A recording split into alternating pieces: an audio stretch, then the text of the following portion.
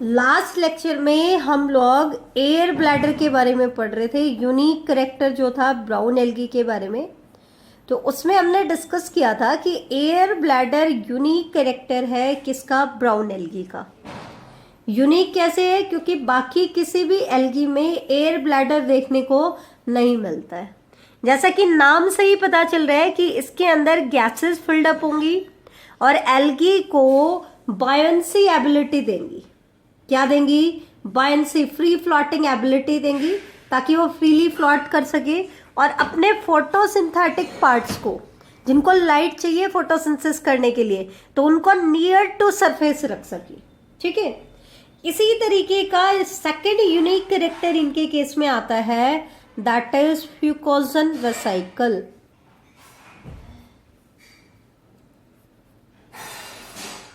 फ्यूकोजन vesicle को फाइसोड्स भी कहा जाता है।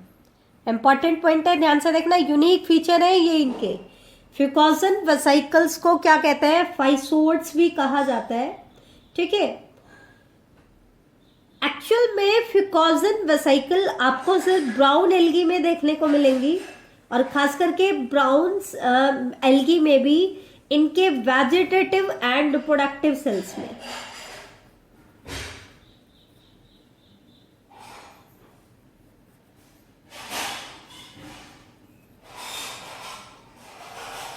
और खास करके किसमें? डिक्टियोटा जो एग्जाम्पल है ब्राउन एल्गी का, इसके अंदर ये छोटी छोटी स्मॉल रिफ्रैक्टिव वेसिकल्स हैं।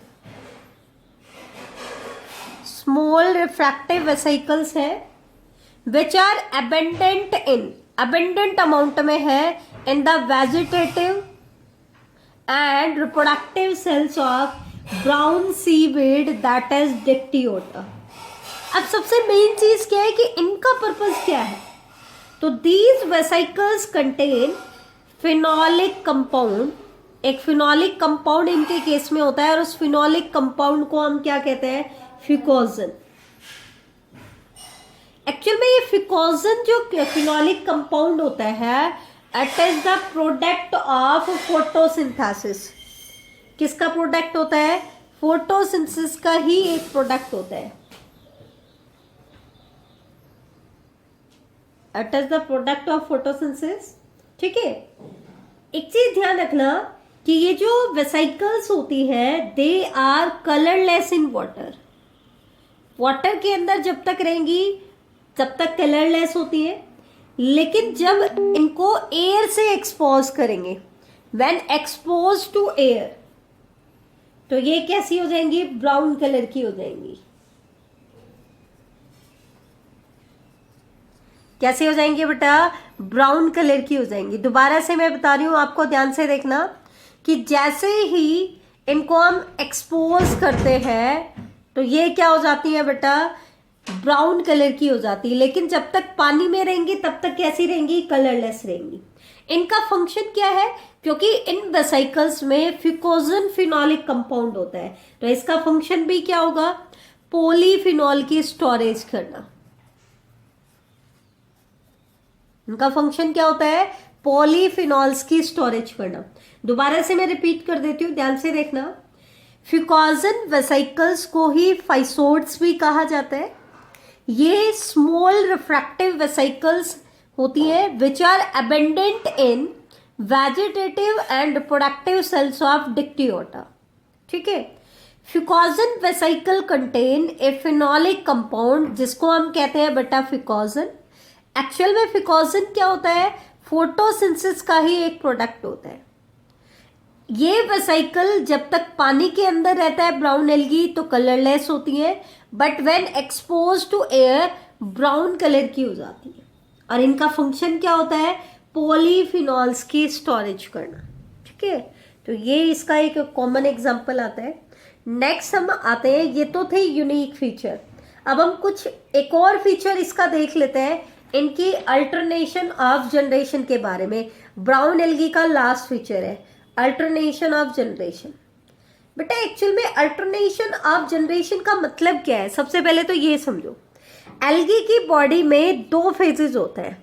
एक होता है हैप्लॉइड फेज और एक होता है डिप्लॉइड फेज।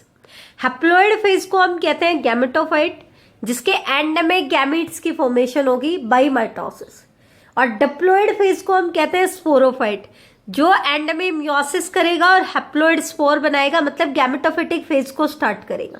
तो चाहे इनमें से कोई भी फेज स्टार्टिंग में आए या बाद में आए, कोई भी फेज इंडिपेंडेंट हो या डिपेंडेंट हो, ठीक है, लेकिन इनकी प्लांट साइकिल में होता क्या है, एल्गी एक फेज से दूसरे फेज में स्विच ओवर करता है। जैसे हैप्लॉइड से डिप्लॉइड फेज बनेगा, फिर डिप्लॉइड से फिर से हैप्लॉइड फेज बनेगा। हैप्लॉइड से डिप्लॉइड कैसे बनेगा, bye fusion, that means syngamy.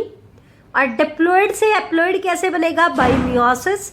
तो वो एक फेज से दूसरे फेज की तरफ स्विच ओवर करते रहते हैं। तो इसको हम क्या कहते हैं, अल्टरनेशन ऑफ जनरेशन। अल्टरनेट है ये दोनों जनरेशन, एक के बाद एक, ठीक है। तो they are called alternation of generation. तो इनकी जो अल्टरनेशन ऑफ जनरेशन है, मतलब हैप्लॉइड से डिप्लॉइड फेज में जाना, डिप्लॉइड से हैप्लॉइड, दो फेजेस की हम बात कर रहे हैं। तो दे मे बी आइसोमॉर्फिक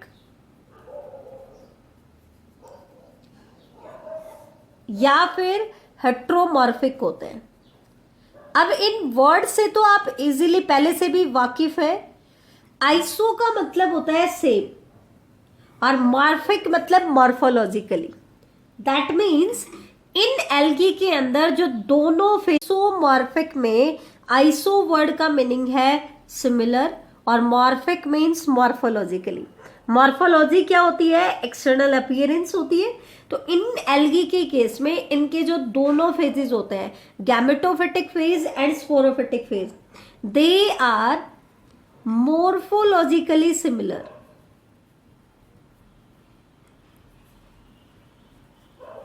वो मॉर्फोलॉजिकली क्या होते हैं, सिमिलर होते हैं, ठीक है, ये चीज आप ध्यान रखना। जबकि हेट्रो का मतलब होता है डिफरेंट और मॉर्फिक मतलब मॉर्फोलॉजिकली। यहां पर ये जो दोनों फेजेस होते हैं ये मॉर्फोलॉजिकली डिफरेंट होते हैं। Both phases are morphologically different.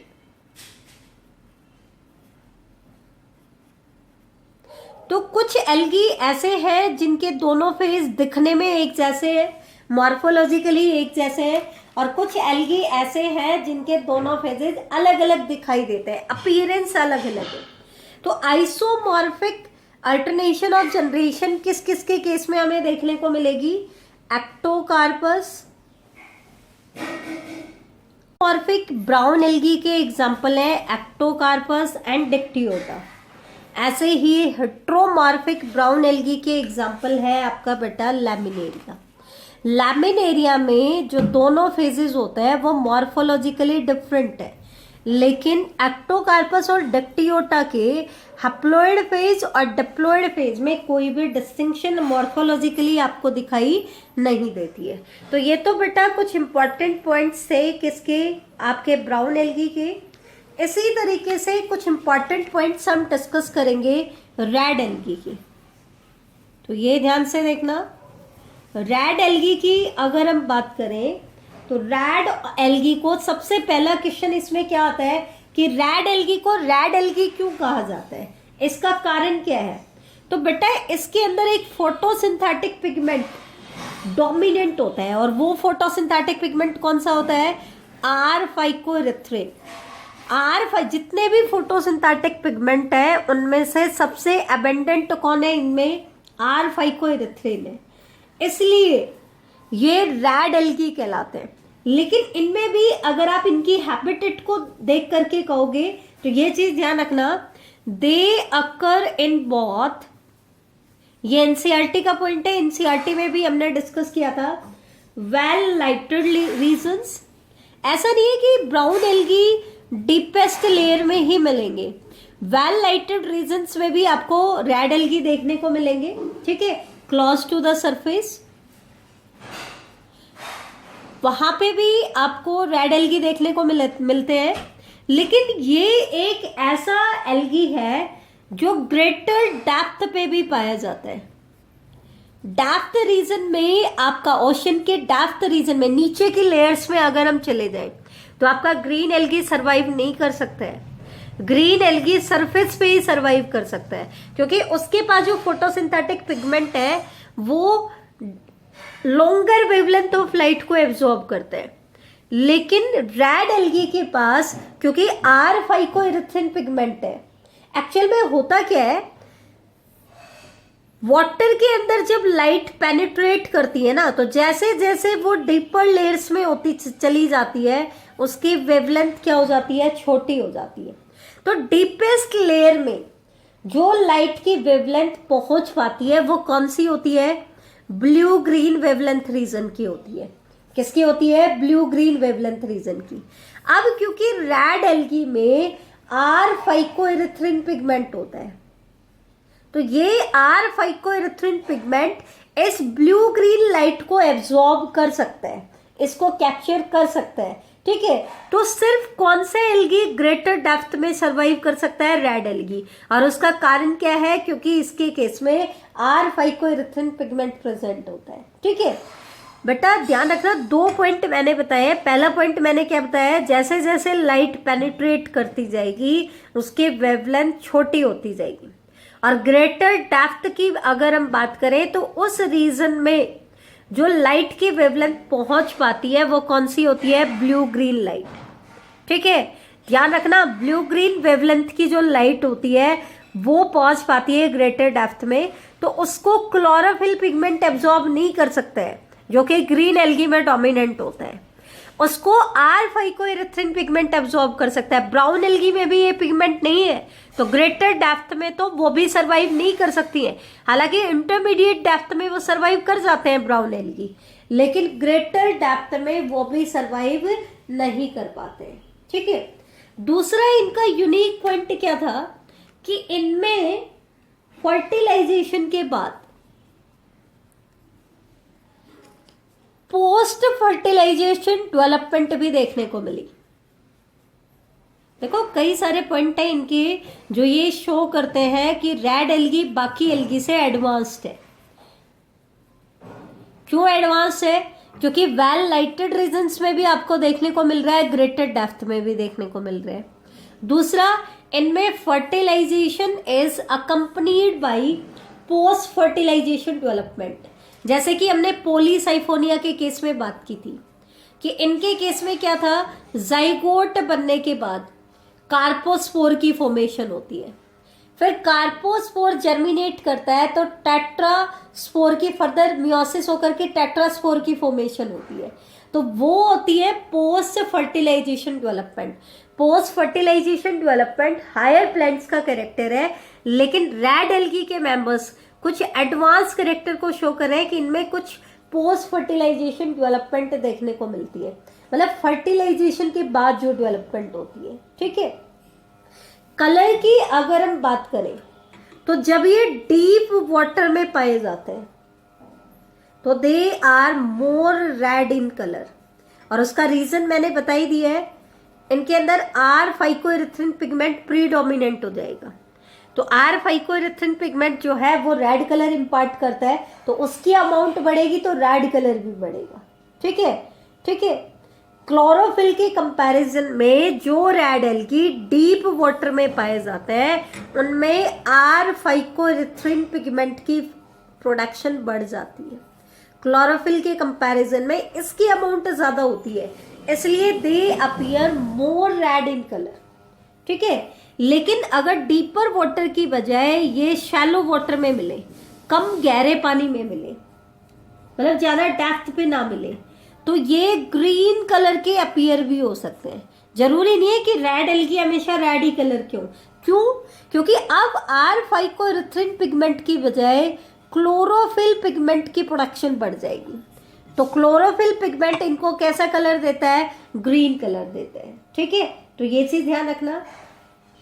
अब हम आते हैं इनकी हैबिटेट को लेकर के। तो अगर हम इनके हैबिटेट की बात करें तो आपको पता है मोस्टली तो रेड एल्गी कैसे होते हैं, मैराइन होते हैं। ये हमने पहले भी डिस्कस किया है कि मोस्टली कैसे होते हैं, मैराइन। लेकिन इसमें कुछ एक्सेप्शंस हैं, जैसे कुछ फ्रेश वाटर में भी पाए जाते हैं।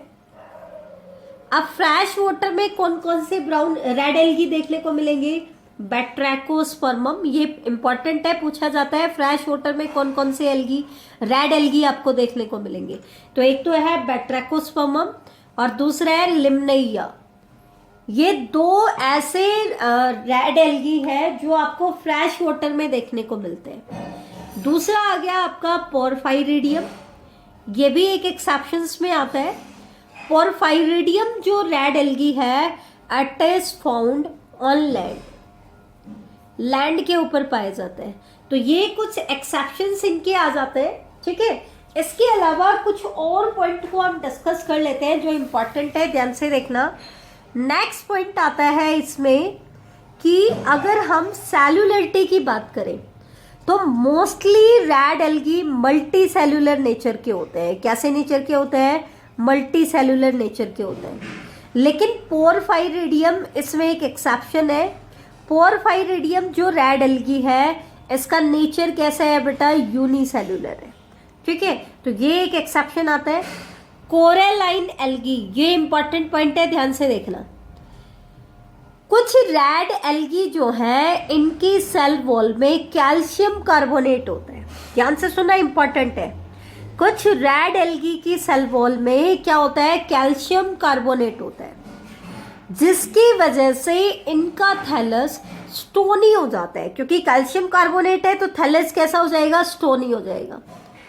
और क्योंकि इनका थैलस स्टोनी हो जाता है तो these algae form limestone and coral reef. जो ओशन की बॉडी के नीचे आपको कोरल रीफ देखने को मिलते हैं, तो उन कोरल रीफ बनाने में किसका भी रोल होता है? कोरेलाइन एल्गी का भी होता है। कुछ एनिमल्स भी आएंगे, वो आपने एनिमेलिया किंगडम में डिस्कस किया होगा।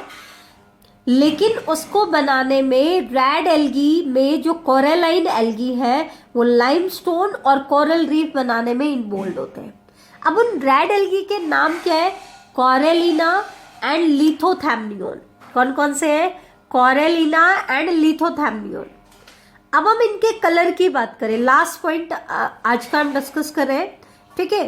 तो कलर की अगर हम बात करें तो रेड एल्गी हमेशा रेड कलर के नहीं होते हैं, ये चीज आप ध्यान रखना। It may be blue coloured, blue colour का भी हो सकता है, जैसे कि बैट्रैकोस्पर्मम होता है, ठीक है। बैट्रैकोस्पर्मम एक ऐसा एल्गी है आपका रेड एल्गी जो ब्लू कलर का है। कैसे कलर का है? ब्लू कलर का, ठीक है। तो ये चीज ध्यान रखना। मल्टी सेल्यूलर रेड एल्गी की अगर हम बात करें तो है तो मल्टी सेल्यूलर, लेकिन इसमें अलग अलग कंडीशंस आपको देखने को मिलेंगी।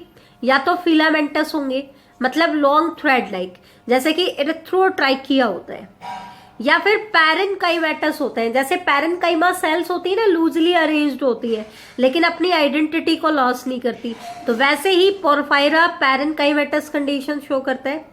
कुछ में शूडो फिलामेंटस कंडीशन भी आती है। शूडो का मतलब होता है बेटा फॉल्स, कि ट्रू फिलामेंट नहीं है लेकिन फिलामेंट के जैसी अपीयर करने वाली स्ट्रक्चर है, जैसे कि एस्टीरोसिस्टिस में। किसमें है? एस्टीरोसिस्टिस में, ठीक है। तो ये चीज ध्यान रखना। ये थे कुछ कॉमन फीचर किसके बेटा? रेड एल्गी के। अब हम आज का सबसे इंपॉर्टेंट पार्ट डिस्कस करने वाले हैं, that is economic importance of algae. Economic importance of algae, इस पे भी क्वेश्चंस बन जाते हैं। वैसे तो इकोनॉमिक इंपॉर्टेंस हम एनसीईआरटी में भी पढ़ चुके हैं, ठीक है। तो कुछ तो पॉइंट इकोनॉमिक इंपॉर्टेंस के वहीं आएंगे और कुछ नए पॉइंट्स भी यहाँ पर मैं आपके साथ डिस्कस करूंगी। तो ध्यान से देखना, हमारे पास टाइम थोड़ा शॉर्टेज है। तो सबसे पहले इकोनॉमिक इंपॉर्टेंस आती है CO2 फिक्सेशन कि ग्रीन एल्गी क्योंकि फोटोसिंथेसिस करते हैं, तो फोटोसिंथेसिस करना मतलब हम गैसियस कार्बन को, CO2 को फिक्स्ड कार्बन में कन्वर्ट करें, कार्बोहाइड्रेट में कन्वर्ट करें। तो जितनी भी CO2 फिक्स हो रही है उसकी at least half of the CO2 fixation, half मतलब 50% जो CO2 फिक्सेशन होता है अर्थ के सरफेस पर, उसको वो किसकी वजह से होता है? एल्गी की वजह से। तो इसका मतलब एल्गी का CO2 फिक्सेशन में बहुत बड़ा रोल है। हमने क्या कहा, ये बहुत बड़ा डाटा है। हम कह रहे हैं कि अर्थ के ऊपर जितना भी फोटोसिंथेसिस हो रहा है उसका कम से कम हाफ CO2 फिक्सेशन कौन करा रहा है, एल्गी करा रहे हैं। अब एक चीज देखो, जो ऑर्गेनिज्म CO2 को फिक्स करेगा, इकोलॉजी की अगर हम बात करें तो उसको हम बोलेंगे प्राइमरी प्रोड्यूसर। आप 10th क्लास में इकोलॉजी थोड़ी सी पढ़ के आए होंगे। प्राइमरी प्रोड्यूसर हम किन्हें कहते हैं, उन ऑर्गेनिजम्स को कहते हैं जो फोटोसिंथेसिस करते हैं, अपना फूड खुद बनाते हैं। तो वो अपना ही नहीं बनाते, बाकी ऑर्गेनिजम्स के लिए भी फूड प्रिपेयर करते हैं, क्योंकि उनको जो भी ऑर्गेनिज्म कंज्यूम करेगा ये उनमें 10% लॉ ऑफ एनर्जी के अकॉर्डिंग एनर्जी को ट्रांसफर करेंगे। तो क्योंकि ये सिंथेसिस करते हैं, तो ये चीज ध्यान रखना, they are of paramount importance as a primary producer. ठीक है, प्राइमरी प्रोड्यूसर का काम करते हैं। तो प्राइमरी प्रोड्यूसर क्या करेगा, एनर्जी रिच कंपाउंड बनाएगा। जैसे कि हम कह रहे हैं कार्बोहाइड्रेट बना रहे हैं, ग्लूकोज बना रहे हैं, तो वो भी क्या है, एनर्जी रिच कंपाउंड है जो बना रहे हैं। ठीक है, जो कि फूड साइकिल का बेस होता है। फूड साइकिल का क्या होता है, बेस। आपने पढ़ा होगा, ये प्राइमरी प्रोड्यूसर है, इनको प्राइमरी कंज्यूमर कंज्यूम करते हैं, फिर इनको सेकेंडरी कंज्यूमर कंज्यूम करता है। तो इस तरीके से ये 10% लॉ के अकॉर्डिंग इनके अंदर जो एनर्जी इन्होंने प्रिपेयर की है, एनर्जी रिच कंपाउंड बनाए हैं, वो एनर्जी ट्रांसफर करेंगे बाकी ऑर्गेनिज्म को। तो ये एक फूड चेन का इंपॉर्टेंट पार्ट बनाते हैं, इंपॉर्टेंट बेस बनाते हैं। स्टार्टिंग हमेशा कहाँ से होती है, प्राइमरी प्रोड्यूसर से ही होती है। ठीक है, डायरेक्टली या इनडायरेक्टली जो फूड हमें मिल रहा है किसी भी ऑर्गेनिज्म को, वो प्राइमरी प्रोड्यूसर से ही मिलता है, या फिर फोटोसिंथेटिक है तो सनलाइट को यूज करते हैं। दूसरा, क्योंकि ये फोटोसिंथेसिस कर रहे हैं, तो फोटोसिंथेसिस में क्या होता है, ध्यान से देखो, फोटोसिंथेसिस की साइकिल हम क्या कहते हैं, CO2 plus water give rise to glucose plus oxygen. हम ऐसा ही बोलते हैं जर्नल साइंस में। दैट मीन्स जो इंडिविजुअल CO2 को फिक्स करेगा, दैट मीन्स फोटोसिंथेसिस करेगा, वो ऑक्सीजन गैस को भी इवॉल्व करेगा। तो दैट मीन्स, क्योंकि एल्गी है बेटा एक्वाटिक, एल्गी कैसे है, एक्वाटिक है, और पानी के अंदर जो ऑक्सीजन होती है ना बेटा, जो ट्रांसफर करती है, उसको हम कहते हैं डिसॉल्व्ड ऑक्सीजन। अब क्योंकि ये ऑर्गेनिज्म पानी के अंदर फोटोसिंथेसिस करते हैं, तो ये क्या करेंगे, वाटर के अंदर DO के लेवल को बढ़ाएंगे, डिसॉल्व्ड ऑक्सीजन को इंक्रीज करेंगे इन देयर इंटरमीडिएट इन्वायरमेंट। उनके आसपास का जो पानी होता है उसमें DO के लेवल को बढ़ाते हैं, डिसॉल्व्ड ऑक्सीजन लेवल को बढ़ाते हैं। ठीक है, तो ये चीज, ये तो NCERT ने पॉइंट दिए थे। अब हम आते हैं नेक्स्ट पॉइंट, ये भी NCERT का ही है, लेकिन इसमें हम कुछ डिटेल के पॉइंट भी ऐड करेंगे कि अगर हम मैराइन एल्गी की बात करें तो लगभग 70 स्पीसीज मैराइन एल्गी की हमारे पास ऐसी हैं जिनको फूड के तौर पर यूज किया जाता है। दैट मीन्स वो एडिबल होती है। क्या होती है, एडिबल होती है। अब एग्जामिनर कई बार आपसे एडिबल एल्गी के एग्जाम्पल पूछ लेता है, तो कुछ इंपॉर्टेंट एग्जाम्पल मैं आपको बता देती हूँ, जैसे कि लैमिनेरिया, पोरफाइरा, सार्गेसम, उल्वा। उल्वा जो होता है बेटा एल्गी, इसको हम सी लेट्यूस भी कहते हैं, ये चीज भी ध्यान रखना। इसको हम कॉमनली क्या कहते हैं, सी लेट्यूस। दूसरा कॉन्ट्रास क्रिस्पस, ये भी इंपॉर्टेंट है, हमने पहले भी कहा था। कॉन्ट्रास क्रिस्पस को आयरिश मोस भी कहा जाता है, लास्ट लेक्चर में भी मैंने बताया था। इसके वर्ड के आगे मोस वर्ड लग रहा है कॉमनली, लेकिन ये एक ब्रायोफाइट नहीं है। ब्रायोफाइट में एक कैटेगरी होती है मोस। ये नीट में क्वेश्चन आया हुआ है कि इनमें से कौन ब्रायोफाइट से बिलोंग नहीं करता है या कौन मोस नहीं है। उनमें से एक कॉमन नेम डाला हुआ था आयरिस मोस, तो आयरिस मोस एक मोस नहीं है बेटा। ठीक है, तो ये था एडिबल स्पीसीज के केस में। इसमें कुछ डिटेल का पार्ट मैं बता देती हूँ। जापान के अंदर एक कोम्बू फूड तैयार किया जाता है, कोम्बू फूड, और इस फूड को बनाने में लैमिनेरिया एल्गी यूज होता है। कौन सा एल्गी यूज होता है? लैमिनेरिया एल्गी यूज होता है। ऐसे ही एक एल्गी होता है, ऐसे ही एक फूड तैयार किया जाता है, असाकुसा। ये चाइना में तैयार किया जाता है, चाइना में बनाते हैं लोग इसको, और इसको कहते हैं पोरफाइरा। ये किससे बना हुआ होता है? पोरफाइरा। तो ध्यान से देखना, लैमिनेरिया एल्गी से जापानीज जो लोग हैं वो कोम्बू फूड तैयार करते हैं, और पोरफाइरा को यूज करके चाइनीज जो है वो असाकुसा फूड को तैयार करते हैं। तो ये शो करता है कि एल्गी आपके एडिबल है, क्योंकि ये लोग उनसे एक फूड प्रिपरेशन, एक डिश प्रिपेयर कर रहे हैं। ठीक है, अब हम आते हैं इकोनॉमिक इंपॉर्टेंस का सबसे इंपॉर्टेंट पॉइंट, और वो क्या है? Chlorella and spirulina algae. ये क्वेश्चन सबसे ज्यादा बार नीट एग्जाम्स में और आपके कॉम्पिटिटिव एग्जाम जितने भी हैं उनमें पूछा जाता है। ये इंपॉर्टेंट क्यों है, इसका कारण मैं आपको बता रही हूं। ये जो दोनों के दोनों एल्गी है, they are unicellular algae. Unicellular algae है, लेकिन इनकी खास बात क्या है कि they are rich in proteins. Proteins में रिच है। कितने रिच है? क्लोरेला की अगर हम बात करें तो ये अपने बायोमास का लगभग 40 से 50% हमें प्रोटीन देता है। स्पाइरुलिना 70 से 85% प्रोटीन देता है। अब प्रोटीन में रिच है तो इनको हमने अपने बेनिफिट के लिए कहाँ यूज किया? जो हमारे स्पेस ट्रैवलर्स हैं, जो स्पेस में जाते हैं, क्योंकि वो बहुत ज्यादा अपने साथ फूड को कैरी नहीं कर सकते हैं, क्योंकि उनके पास वेट की प्रॉब्लम होती है कि एक लिमिटेड वेट का ही मटेरियल वो लेके जा सकते हैं। तो वो इन एल्गी को लेके जाते हैं, लेकिन वो ज्यादा प्रेफर किसको करते हैं? क्लोरेला को। क्यों करते हैं ज्यादा प्रेफर? जबकि स्पाइरुलिना 70 से 85% प्रोटीन दे रहा था, इसको क्यों नहीं प्रेफर करते? क्योंकि इसके कुछ साइड इफेक्ट भी आते हैं, इसलिए वो स्पाइरुलिना को प्रेफर करने की बजाय किसको प्रेफर करेंगे? क्लोरेला को। जबकि ज्यादा प्रोटीन कंटेंट किसके अंदर होता है? आपका स्पाइरुलिना में होता है। तो ध्यान रखना, स्पेस ट्रैवलर सबसे ज्यादा प्रेफरेंस किसको देता है? क्लोरेला को। हालांकि स्पाइरुलिना और क्लोरेला दोनों को यूज कर सकते हैं, लेकिन ज्यादा प्रेफरेंस किसको मिलती है? क्लोरेला।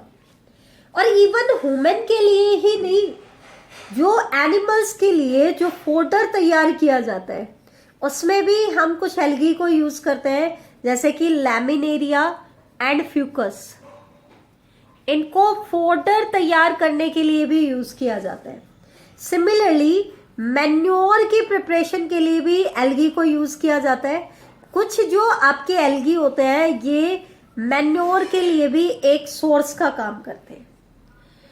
नेक्स्ट इनकी इकोनॉमिक इंपॉर्टेंस आती है रिक्लेमेशन ऑफ ऊसर लैंड। ये चीज ध्यान से देखना, रिक्लेमेशन ऑफ ऊसर लैंड। ऊसर लैंड किसे कहते हैं? सबसे पहली चीज तो ऊसर लैंड वो लैंड होता है जिसकी पीएच 8 से 9 तक चली जाती है। मतलब एल्कलाइन पीएच होती है, और कहां से कहां तक चली जाती है? 8 से 9। इससे क्या होता है? ये जो पीएच होती है ना बेटा, ये प्लांट की ग्रोथ के लिए सुटेबल नहीं होते हैं, तो ये नॉन फर्टाइल लैंड हो जाते हैं। तो हमें क्या करना है? इन लैंड की फर्टिलिटी को बढ़ाना है। और इनकी फर्टिलिटी कैसे बढ़ेगी बेटा? जो पीएच प्लांट के लिए सुटेबल होती है वो न्यूट्रल पीएच के आसपास की होती है, मतलब 7 पीएच के आसपास की होती है।